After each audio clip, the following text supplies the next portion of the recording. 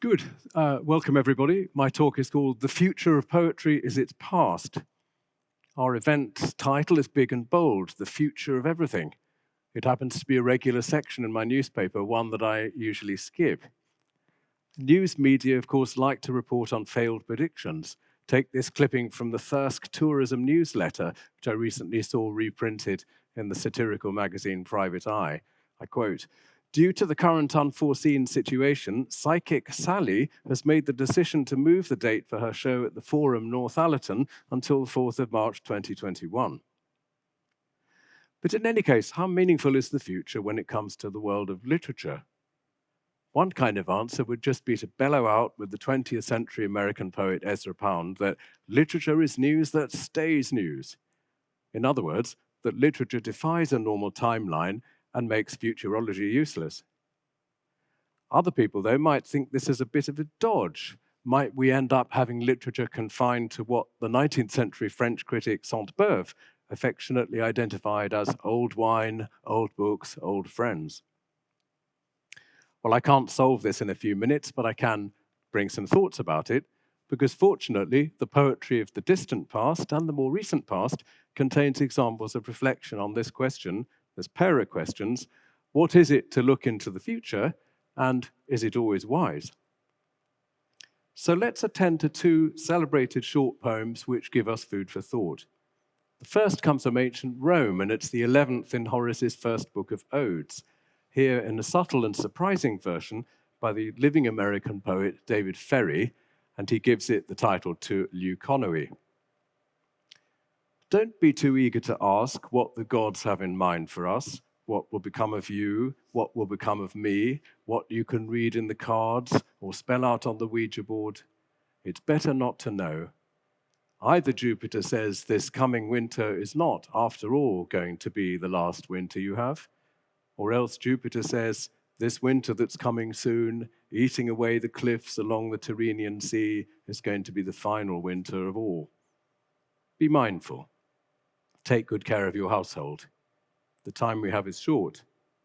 Cut short your hopes for longer. Now, as I say these words, time has already fled backwards away, Leuconoe. Hold on to the day. These last words, hold on to the day, translate the concisest anti-futurological soundbite in Western culture. In a poem written between 30 and 23 BC, Horace's famous words, carpe diem, pluck or seize the day, remain proverbial to this day. There's a soundbite if ever there was one. But let me draw attention to just a couple of features, including those where Ferry's new poem, made out of Horace's, takes a new line in relation to the ancient poem. First, the names Leuconoe. Her name has different possible resonances, but literally suggests white-minded, so innocent, simple, even naive. The Ouija board in Ferry's translation is an anachronism, but an astute one.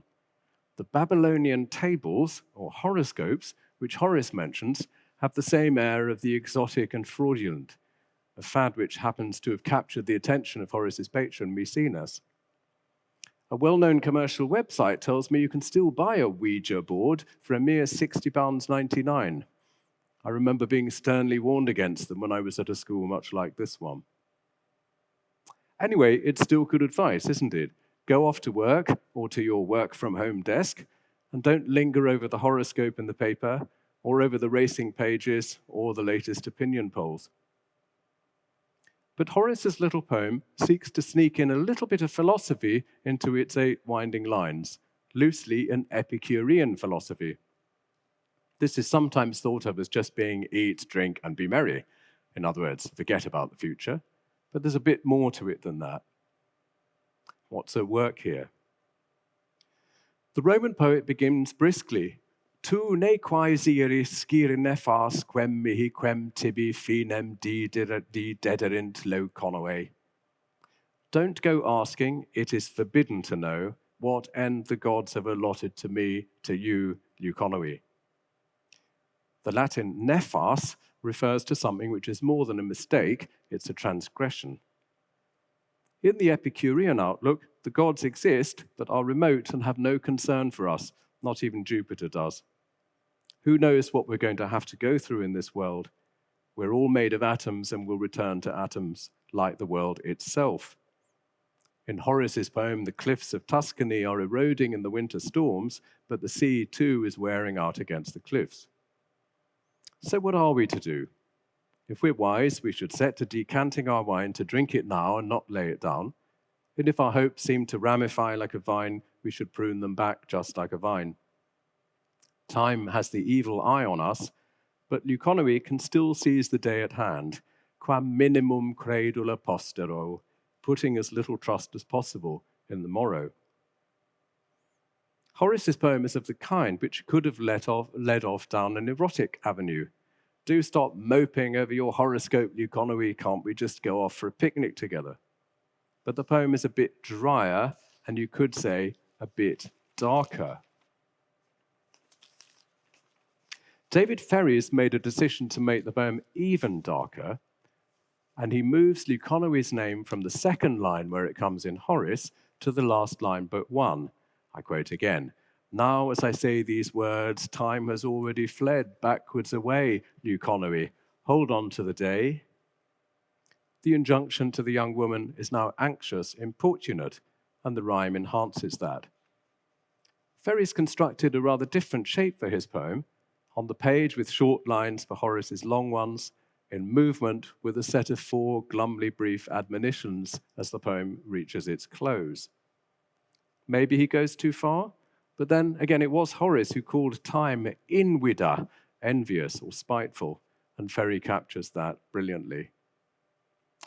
Well, time is rushing on in this little mini genre of talk, so let's jump all the way forward to 1915 and a Greek poet who once wrote his own poem about Horace, C.P. Cavafy, the best-known poet who wrote in Greek since classical times. In my second poem, Cavafy begins with the Greek word for wise, sophos, as Horace had used the Latin verb to be wise, sapio, centrally in his poem. The title of Cavafy's poem is deliberately elliptical, sophithe prosiondon, the wise what is at hand, which doesn't make any sense in itself, but it's clarified by the epigraph that follows under the title, which reads like this: the gods sense what is in the future, men what is happening, the wise what is at hand.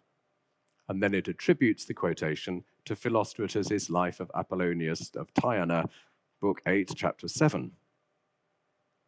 The body of Cavafy's 10-line poem, 2 5-line stanzas, goes something like this. Men have a knowledge of what's happening. To know what's in the future is the province of the gods, soulful possessors of enlightenment. Out of what lies in the future, the wise have an inkling of what is now at hand. Their hearing is sometimes, in the course of intense studying, shaken to the core. The secret humming reaches them of events as they impend, to which they reverently pay heed, while in the thoroughfare outside, the multitude hears not a thing. This poem isn't addressed to an individual, as Horace's poem is. Instead, it leaves room for the idea that some people, not many, can at least get ahead of the pack and make fewer bad calls than the rest of us.